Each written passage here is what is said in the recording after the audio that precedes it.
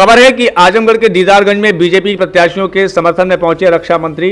आपको बताते चलें कि आजमगढ़ के गोसाई की बाजार में लालगंज व दीदारगंज विधानसभा के बीजेपी प्रत्याशियों के समर्थन में पहुंचे देश के रक्षा मंत्री श्री राजनाथ सिंह।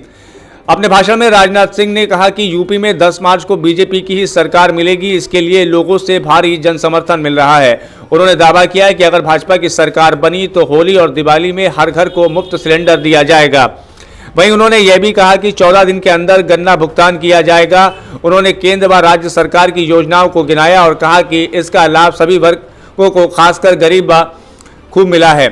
पहले 1 रुपये देश की राजधानी से चलता था तो गरीबों तक 15 पैसा पहुंचता था, लेकिन अब 1 रुपया जाता है तो गरीबों तक 1 रुपया ही पहुंचता है। उन्होंने आयुष्मान कार्ड के बारे में भी बात की और कहा कि यह केवल आपके जिले में नहीं बल्कि देश भर में किसी भी महानगर में काम करेगा। उन्होंने यह भी कहा कि यह तय किया गया है कि जल्द ही परिवहन बसों में 60 वर्ष से ज़्यादा उम्र की महिलाओं को मुफ्त यात्रा की सुविधा मिलेगी। सरकार अन्नपूर्णा कैंटीन चलाएगी जहां पर बहुत सस्ते दर में लोगों को भोजन प्राप्त होगा। उन्होंने चुटकी लेते हुए कहा कि अगर आपकी पत्नी से किसी बात की नाराज़गी हो जाए तो आपको अन्नपूर्णा कैंटीन भोजन कराएगी। संवाददाता ज्ञानेंद्र कुमार के साथ विनोद कुमार सिंह की आजमगढ़ से खास रिपोर्ट। ये था लोग घबराए।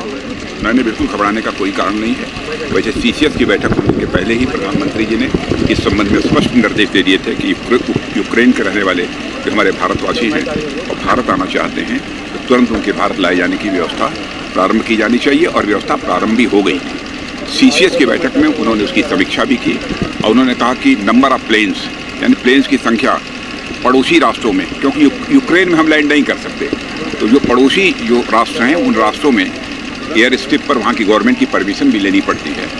तो हमारे जो प्लेन वहाँ जाएं और वहाँ के हमारे बच्चे यूक्रेन में रहने वाले फिर वो बॉर्डर पर आ जाएं इन देशों के जहाँ पर हमारी प्लेन्स हैं और वहाँ से हम उनको ले आएंगे। आपने देखा भी रात को ही 3 या 4 खेप आ चुकी है, लगातार दिन में भी यह सिलसिला जारी है।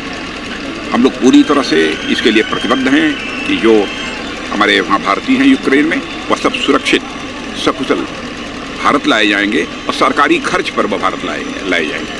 अच्छा, सबसे बड़ा सवाल है कि जातिगत का समीकरण चल रहा है और पूर्वांचल जो है इस वक्त बहुत ही दुर्भाग्य है कि आज़ादी के 75 वर्षों के बाद भी लोग जाति, पंथ और मजहब की राजनीति की बात करते हैं। लेकिन स्वस्थ राजनीति का मतलब ये होता है कि राजनीति